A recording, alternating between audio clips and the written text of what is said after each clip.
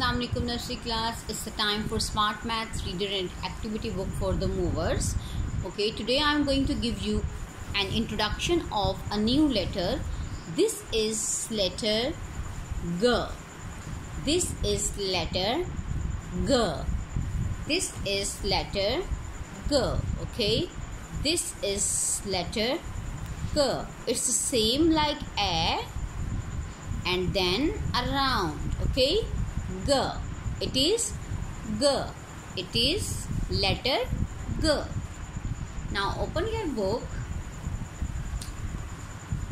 page number 10. What is this? This is G.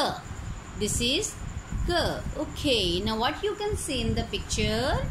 G, goat. Okay, G, goat. G, goat. What is this? Grass. And grass starts from G. G, goat. G, grass. G, gate. Okay, G, gate. Do you have a gate? Yes, we all have gates in our homes. Gate. G, gate. And what is here?